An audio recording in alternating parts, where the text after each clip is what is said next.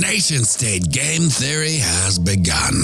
The front-running has started. Now the U.S. strategic stockpile is a matter of when, not if. Bitcoin, crypto, morning tea, hey. Good morning, everybody. My name's pianomattyb. That is Scaramucci's. This is your morning TA. A brief glimpse into the crypto markets where the sun's shining, where the wind's blowing. All the humble opinion of this piano Zamboni bringing the The FOMO index has jumped up to 83 from yesterday's 74. Bitcoin dominance is 54.9%. 24-hour volumes, 216 billion. The overall market cap, 3.63 trillion. Give or take 100 million. Well, after the frothy leverage was insta-liquidated from the exchanges, the market did what all markets do in a bull market. That's pump, but we talked about this, so should have come as no surprise to anyone in this boutique community when Bitcoin price action, she had a little bump swing in the market. What I'm hoping to see today is to get back up and into our triangle of neutrality at 98.7. But we need to get past the noise, and in order to do that, we need to rip through this triangle, break through its resistance at 100K, but that's still not enough. In order to change the quant bot sell algos, we need to close a candle at or above 101.3. Lord love a duck. She didn't do just that.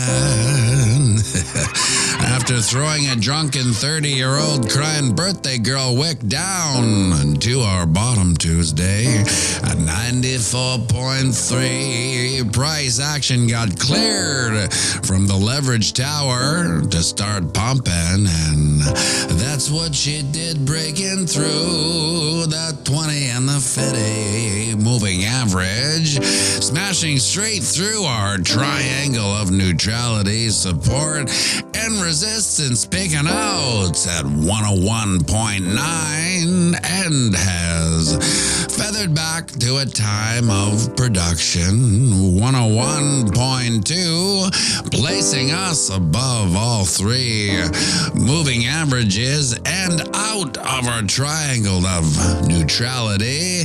Now, we did close that important candle at 101.3-ish, so I do expect a tad of a retracemundo to cool off leverage and hunt them stop losses, and that could be first down at the 23.6% fib at 99.6, which is also at the crux of our triangle. And if she's so darn tootin', maybe even the 38.2% fib way down 98.6, which is also in the loving arms of both the 20 and the 50. Now, my heartbreakingly bullish outlook for today would be to continue up to our next headwindian level of resistance at 102.9. And if she's feeling randy, maybe we can even rub up against this channel of ascension support, now acting as resistance at 104K, which is our current all-time high. Would you look at that, my friends? The sun's up. It's another beautiful day here on planet Earth. A day none None of us are guaranteed. We're not guaranteed these days, yet we're lucky enough to have anyway. So get out there, knock 'em dead, and remember, we're playing the same game as our psychopathic elected elites. That's right, it's the long game. So zoom out and have a fantastic day. And we'll be going live right away, so grab yourself a coffee, join me for a quick one, and by all means, sing it with me now. Run the banks of boom to spang, Bitcoin, crypto, morning tea.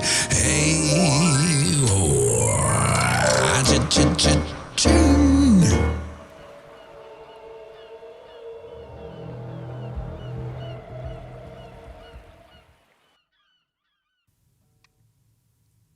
So Canada is usually behind everything, usually the last to do anything of real meaning. However, we did do the old trucker convoy, which was set to kind of change the world. And then, well, we all know what happened after that. But apparently Vancouver has submitted that proposal, was approved to put Bitcoin on its strategic reserve. That's pretty huge. For Vancouver, it's just part of the game theory. It's whoever is late to the Bitcoin game strategic reserve loses. So it makes me think. I saw a pretty interesting conspiracy theory the other day. It was, and let me know if you heard about this one too. It was, is MicroStrategy the U.S. strategic reserve? And of course, well, that can't be. MicroStrategy is MicroStrategy. It's not like it has ties to the CIA, does it? Yeah, it does. It's not like it has ties to the National Intelligence Agency, does it? Yeah, it does.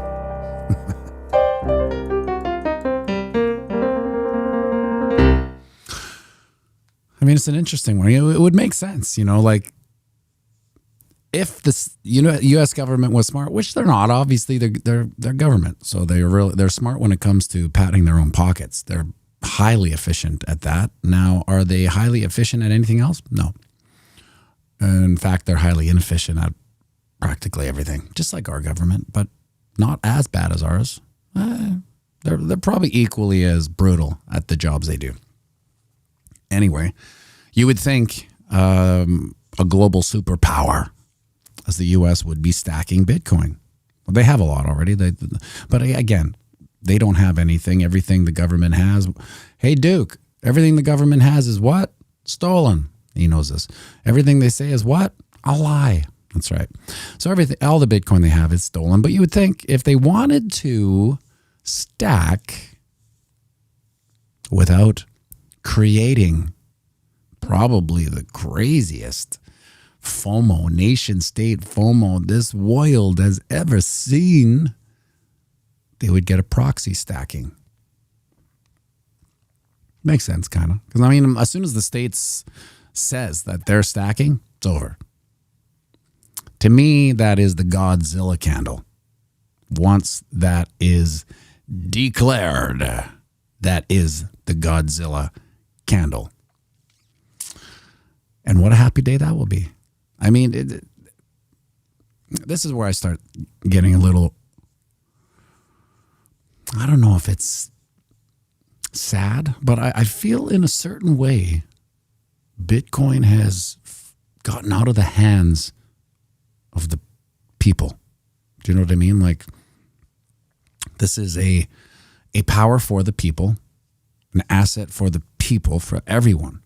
But I feel as the price gets bigger and the hungry hippos of the world, the hedge funds, the concentric circle money starts hoovering this up, it kind of gets taken out of the hands of the people. Now, of course, everyone in this community, we're amongst the lucky few in the world, really the lucky few of the entire world that got in early, that basically front ran the concentric circle money, the hedge fund money, and the nation state money. What you did will go down in your family tree's history as epic. Be like, John, hey, what did your dad Johnny December do? Well, he actually front ran the nation states and the hedge funds and the concentric circle money. What about your grandpa Carl Elder? What did he do? He did the same thing. My grandpa Carl, he front ran the nation states and the hedge funds. What about your uncle Randy a Bite there? How did he? What's his epic legacy? Well, actually, my grandpa Randy, he actually front run the nation states and the concentric circle money and the hedge funds, and that's what people will be talking about as this moves forward. Are we getting a little pump? 101. We're still mincing words. Really, we're mincing words. But anyway, it feels like, I remember, I'm going to take this back to the music days, this little analogy. There's something that happens when certain people in your concentric circle get elevated to the next level. And there's a weird gray area. So this when I was in this band called Leader House, it was amongst a bunch of bands that were, if you can imagine the Seattle grunge scene, where there was like Soundgarden got signed, and then Pearl Jam are they going to get signed? Then they get signed, and then Alice in Chains and all these kind of grunge bands were getting signed. Well, Leader House belonged to this kind of pack of Canadian bands that were getting signed, right? We never did, but it was like our Soundgarden was like a band called the Blue Meanies. And they're like, oh my God, the Blue Meanies got signed, right?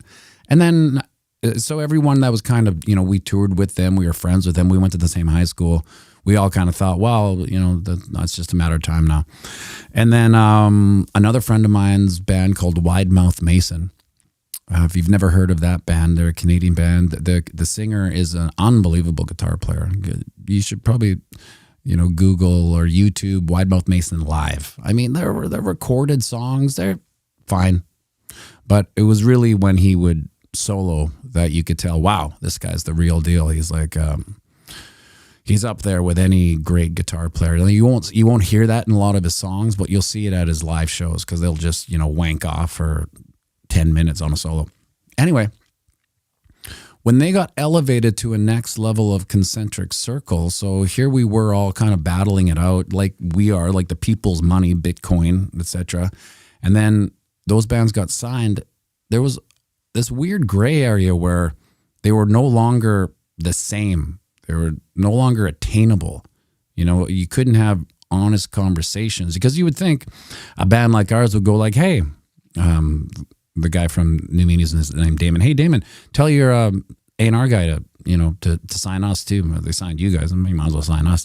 But they were no longer attainable in that way. And I feel like with the analogy is that these big hedge funds are the record deal, and we're no longer signed. We're indie.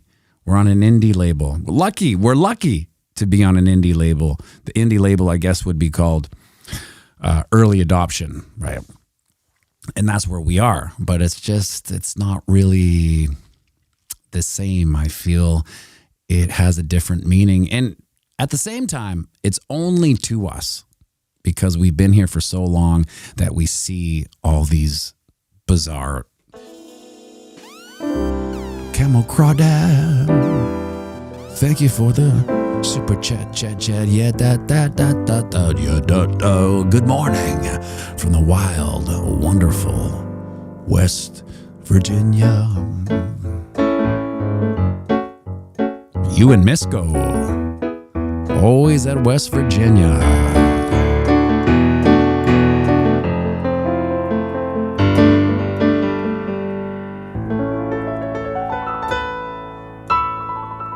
Thank you for the super chat, Camel Crawdad. And what the hell was I talking about? Oh, well, I forgot. Instantly forgot.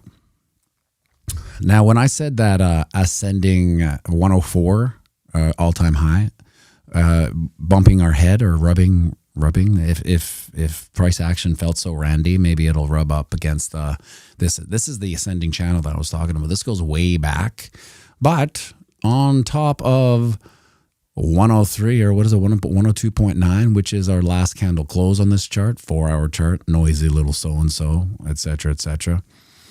The next one would be at all-time highs, 104. We're basically hitting our head on this old channel of ascension. Now these lines have memory and they foresee the future as well. You know, what developed these lines and these resistances. Nicole Minnis, you and my husband both forgot as soon as he stopped talking. That's right. We just as soon as the mind switches gears, whatever gear it was in, over. However, this line of resistance will be some headwinds, but it's also, you know, all-time highs. Will we hit? Let's see where we are. All-time highs on this this little poll here. Will we hit all-time highs? Yes, 64. No, 34. Interesting. So I'd say the chat isn't feeling all that bullish about all-time highs on Friday. It's interesting because I think we might have a lot of hijinks and calamity when it comes to a little background music here. Comes to Friday because old Michael Saylor, Michael's MicroStrategy is on the NASDAQ. You know, so we'll have the perpetual bid on the NASDAQ. So that might create enough fundamentia, positive fundamentia that is, that we will see the market kind of in a joyous, euphoric type of situation.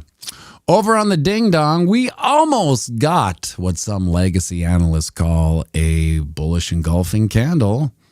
I mean, I almost want to give it to them, but it's not. I mean, if I got to be a stickler, I just can't start making up the rules.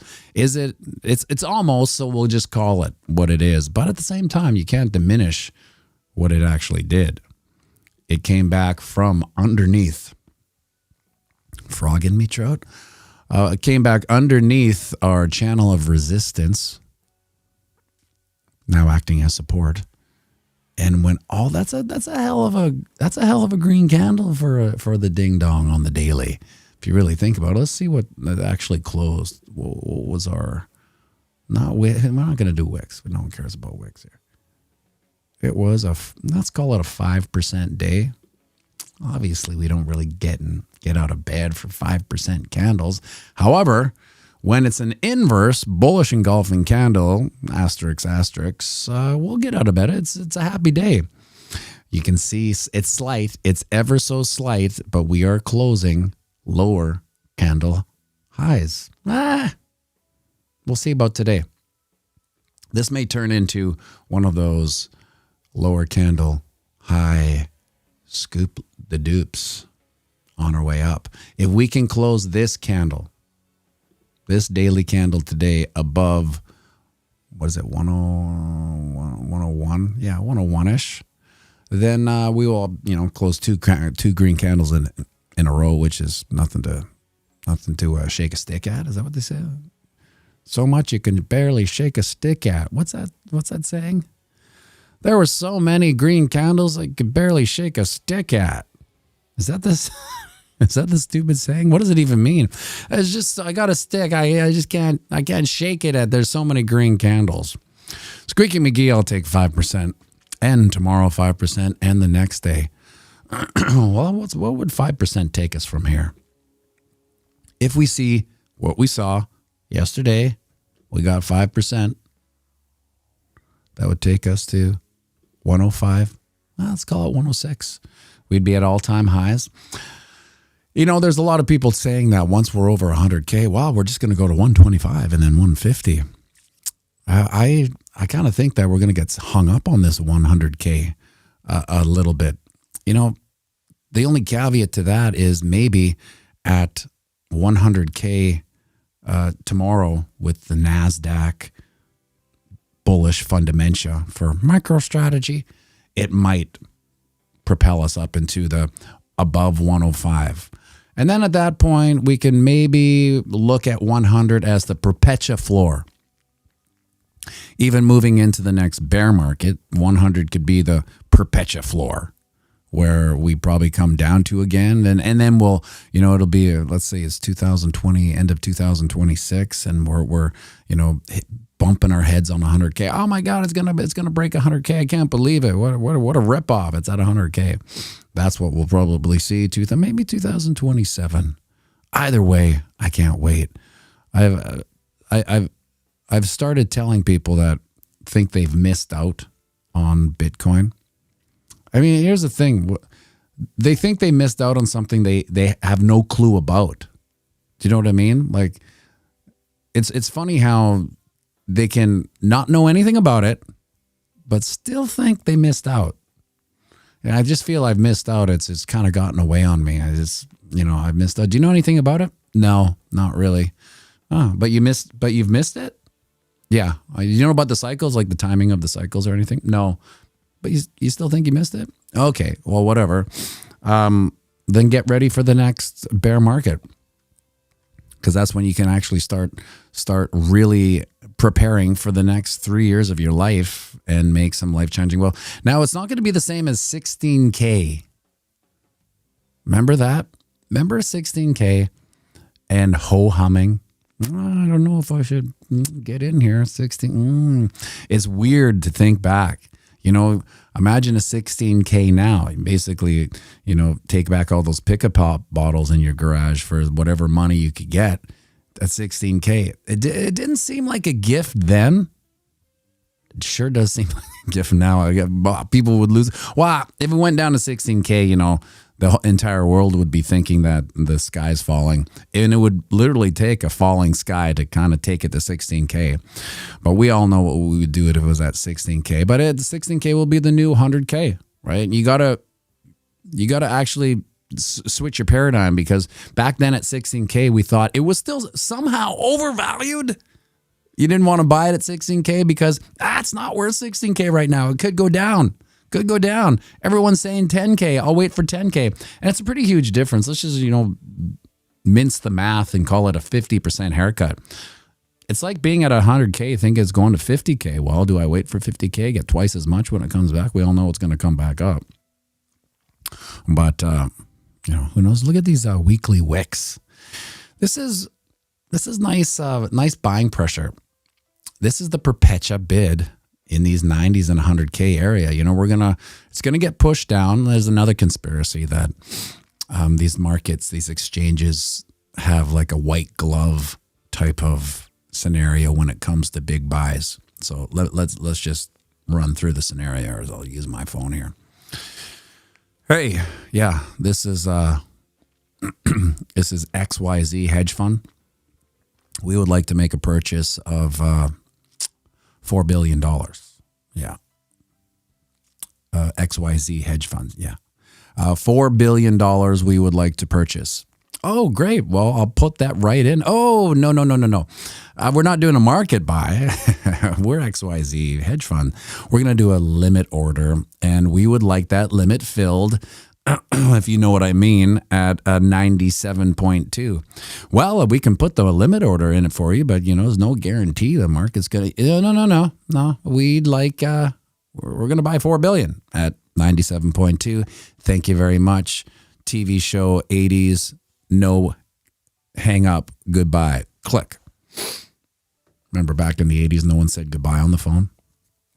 People say I don't say goodbye on the phone now that I think about it. I'm rarely on the phone, so the people that, my little closed circle of people, for them to comment that I don't say goodbye, it's ridiculous.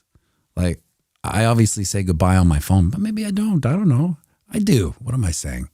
I do. I always say goodbye. However, back in the party days, I had my rule number one was never say goodbye. So this gray area here in this scenario. If I was at a party, it was always late, 4 a.m., 3 a.m., 2 a.m. I had no business being out that late, but I was all the time. My golden rule was never say goodbye. So you just go to the bathroom, right? And this is why you never say goodbye. You go to the bathroom and then there's no one in the hallway, and you just get the hell out of there. right? What do you avoid?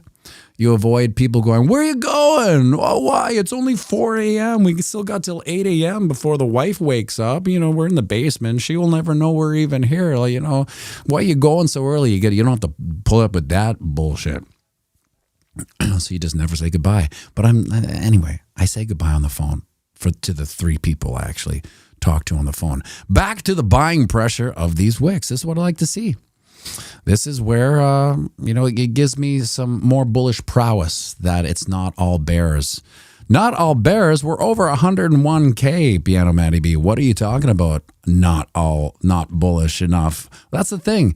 In this market, we are Janet Jackson. What have you done for me lately? What was yesterday? 101. Today better be 105. Oh, that's sweet reverb. Did you just wake up? I smell hard-boiled eggs. Are you making some eggs or what? Yeah. Yeah? Okay. We had a request, I think I saw, for FOMO in at the top, which we're pretty close to the top. We might as well pull that one off. We're at 100.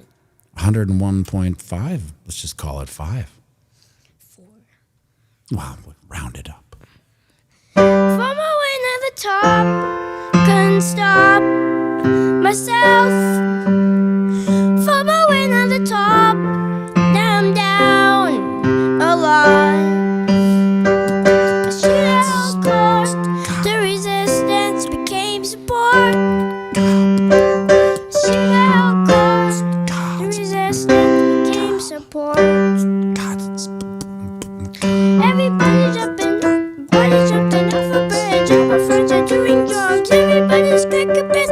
That come out the judge. I suppose I shouldn't care if a witch is everywhere, telling me I'm missing out. Living off of thoughts I couldn't take it. FOMO in at the top. Couldn't stop myself. Living at the top. I'm down a lot. I shoot out guard. The resistance became support. I shoot out guard. The resistance became support. Nice deceptive ending chord. I appreciate that. Do you remember Astrology for Men? Yeah. Do you? I don't. Let's do some noodles, aka astrology for men. Let's do some noodles, aka astrology for men. I put a cup in handle. I saw a cup in handle pattern. I saw head and shoulders in the sky. I'm looking at the moving average convergence. Divergence. The Mac Day. Whatever that means. Let's do some noodles, aka astrology for men. Let's do some noodles, aka astrology for men. Looking at a triple top. I saw the RSI is over by. I'm looking at the moving. I saw this candle. Some people call it a doji. A doji? Whatever that means. There's some noodles, aka astrology for men. There's some noodles, aka astrology for men. Make sure you like and subscribe.